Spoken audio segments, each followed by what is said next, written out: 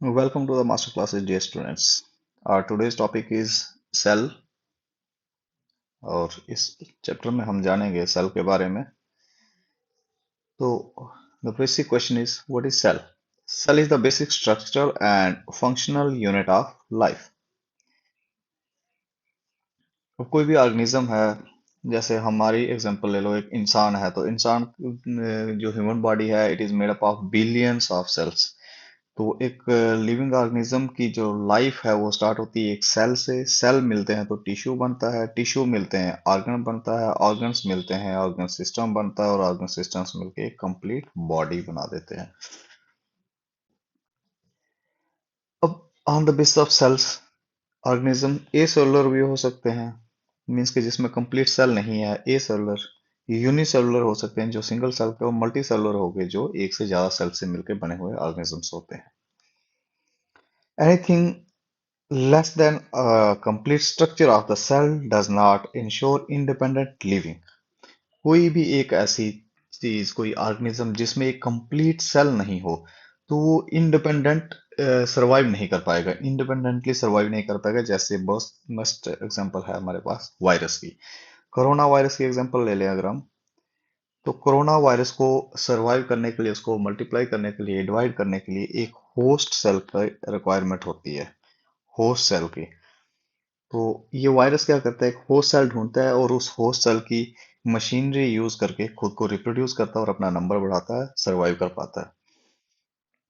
तो हेंस इससे ये चीज प्रूव हो जाती है कि सेल जो है fundamental structure and functional unit of life है. Next is about discovery.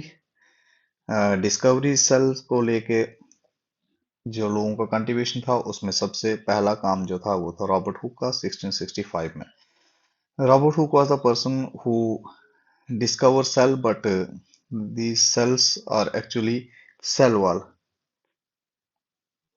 Robert Hooke ने एक्चुअली में जो डिस्कवरी की थी वो सेल वॉल की थी, वो कॉर्क सेल के सेल वॉल्स थे. और हुक ने इनको नाम दिया सेलुला. सेलुला एक लैटिन वर्ड था जिसका मतलब होता है कंपार्टमेंट्स.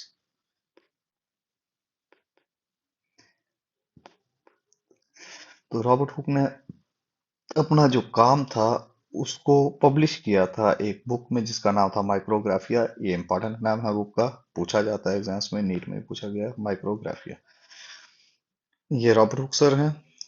ये जो इन्होंने सेल्स का स्ट्रक्चर जो देखा था वो इस टाइप का था, Honey com like structure. Honey com like structure था. जो अगर मैं ड्रा करूं यहाँ पे तो ये सेल्स कुछ इस तरीके से दिखते थे.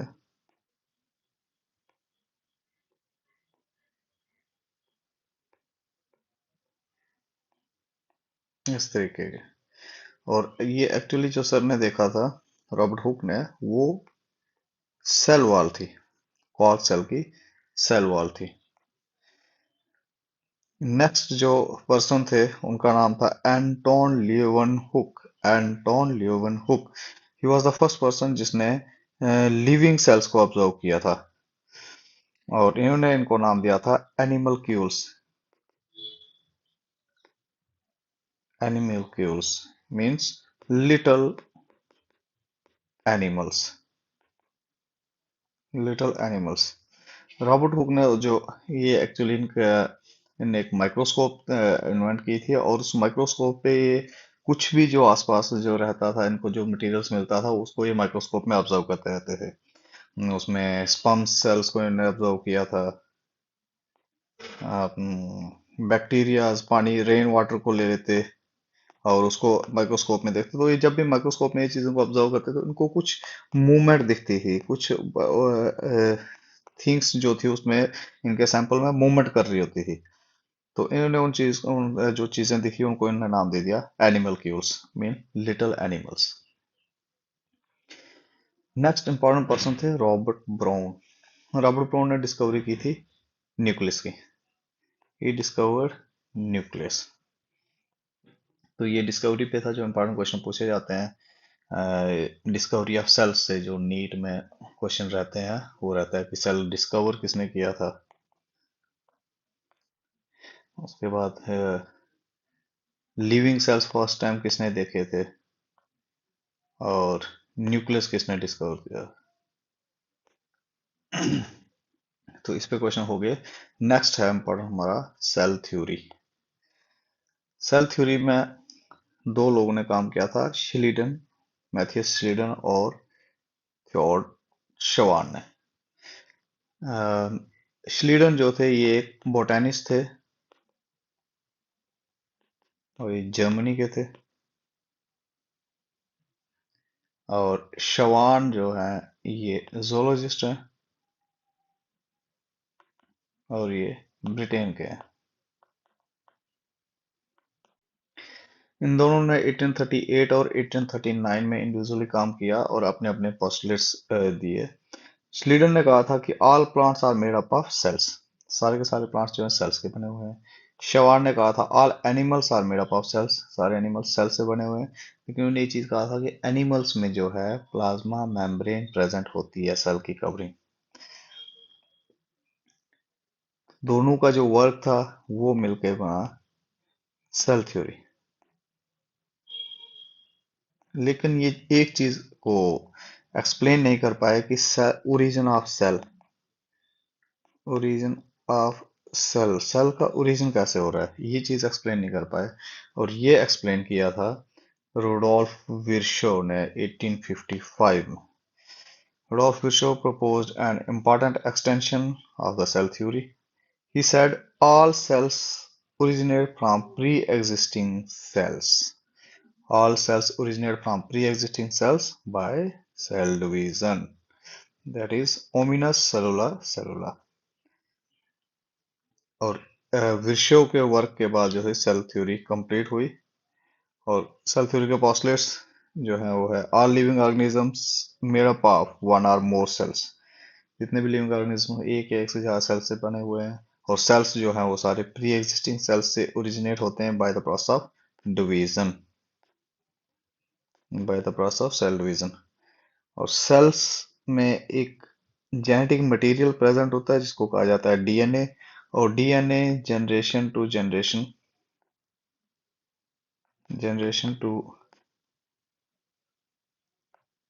जनरेशन पास होता है एक, और it carries genetic information, it carries genetic information. All cells have same chemical composition, तो जितने भी सेल्स हैं उनकी केमिकल कंपोजिशन जो है वो लगभग सिमिलर रहती है। तो ये था cell theory. Next is an overview of the cell. तो सेल के बारे में अगर हम एक ओवरव्यू लेना चाहें सेल के बारे में, तो सेल हमने दो एग्जांपल्स लिए हैं, जैसे एक चीक सेल्स ले लिए हैं और एक ऑनियन सेल्स लिए हैं। तो चीक सेल्स जो है रिप्रेजेंट कर रहे हैं एनिमल सेल को, और ऑनियन सेल जो है रिप्रेजेंट कर रहे हैं प्लांट सेल को। तो दोनों में हमें डिफरेंस क्लियर दिख जाएगा। चीक सेल में जो सेल वॉल है एब्सेंट है, मेम्ब्रेन बोन्ड न्यूक्लियस है, और सेल ऑर्गेनेल्स प्रेजेंट है। जैसे इस पे ये छोटे छोटे स्पॉट्स दिख रहे हैं हमें, ये सेल के सेल ऑर्गेनेल्स हैं। लेकिन हम प्लांट सेल में देखें ऑनियन सेल, तो इसमें सेल के ये सेल है, प्लाज्मा मेम्ब्रेन के बाहर से ये सेल वॉल दिख रही है, हर एक सेल में जो है सेल वॉल दिख रही है। तो प्लांट सेल में क्या है, सेल वॉल प्रेजेंट है, बीच में एक न्यूक्लियस है, लेकिन सेल वॉल प्रेजेंट है। दोनों का डिफरेंस अगर हम देखें तो एनिमल सेल और प्लांट सेल का डिफरेंस, दोनों में सेल ऑर्गेनेल्स रहते हैं, सेल ऑर्गेनेल्स प्रेजेंट होते हैं दोनों में। जैसे गोल्जी बॉडीज दोनों में प्रेजेंट होती है, माइटोकॉन्ड्रिया दोनों में प्रेजेंट है, endoplasm reticulum plant cell animal cell दोनों में प्रेजेंट है, ribosomes plant cell animal cell दोनों प्रेजेंट है। और राइबोसोम्स आगे हम पढ़ेंगे प्रोकैरियोट्स और प्रोकैरियोट्स और यूकैरियोट्स दोनों में राइबोसोम प्रेजेंट होता है। न्यूक्लियस दोनों प्रेजेंट है, न्यूक्लियोलस दोनों प्रेजेंट है, क्रोमोसोम्स दोनों प्रेजेंट रहते हैं, लाइसोसोम्स प्रेजेंट है, प्रोसिसोम्स और साइटोस्केलेटन दोनों प्रेजेंट है। लेकिन कुछ यूनिक चीजें जैसे सेंट्रोसोम, सेंट्रोसोम सिर्फ एनिमल सेल्स में होता है। और क्लोरोप्लास्ट, वैक्यूल, लार्ज वैक्यूल और सेल वॉल, ये सिर्फ प्लांट सेल्स में प्रेजेंट होता है। वैक्यूल जो है एनिमल सेल्स में भी होता है, लेकिन एनिमल सेल में वैक्यूल बहुत स्मॉल होता है, लेकिन प्लांट सेल में यहाँ पे आपको दिख रहा है प्रोमिनेंट वैक्यूल है, जिसकी वजह से न्यूक्लियस जो है पेरिफेरल शिफ्ट होता है न्यूक्लियस का। लेकिन एनिमल सेल में न्यूक्लियस जो है बिल्कुल सेंट्रली प्लेस्ड है due to absence of large vacuole. Next is shape and size of the cell. Shape and size of the cell, cell is pleomorphic, means के इसकी शेप और साइज जो है चेंज होता रहता है डिपेंडिंग अपॉन द फंक्शन। जैसे size है तो माइकोप्लाज्मा जो है स्मॉलेस्ट सेल है, 0.3 माइक्रोन स्मॉलेस्ट सेल जो है वो माइकोप्लाज्मा है। और लार्जेस्ट सेल जो है वो ऑस्ट्रिचेक है। लॉन्गेस्ट सेल अगर है तो ये नर्व सेल लॉन्गेस्ट सेल होता है। और बैक्टीरिया का एवरेज साइज 3 to 5 माइक्रोन रहता है। आरबीसी का साइज 7 माइक्रोन रहता है। तो ये साइज है। अब यहाँ पे कंफ्यूजन रहेगा, माइकोप्लाज्मा का साइज 0.3 माइक्रोन है और पीपीएलओ का साइज जो है 0.1 माइक्रोन है, एनसीईआरटी में दिया हुआ। तो पीपीएलओ प्लूरोनमूना लाइक ऑर्गेनिज्म जो है ये माइकोप्लाज्म का ही एक फैमिली का मेंबर है, इसलिए इनका साइज जो है माइकोप्लाज्म का डिफरेंट है और पीपीएलओ का डिफरेंट है। इसमें कंफ्यूज नहीं होना है। स्मॉलेस्ट पूछा जाए अगर, तो अगर 0.3 माइक्रोन दिया हुआ है तो माइकोप्लाज्मा है, अगर 0.1 माइक्रोन है तो पीपीएलओ है। दोनों नहीं दिया होगा, कभी भी एक ही दिया होगा, या तो 0.1 होगा या 0.3 होगा स्मॉलेस्ट।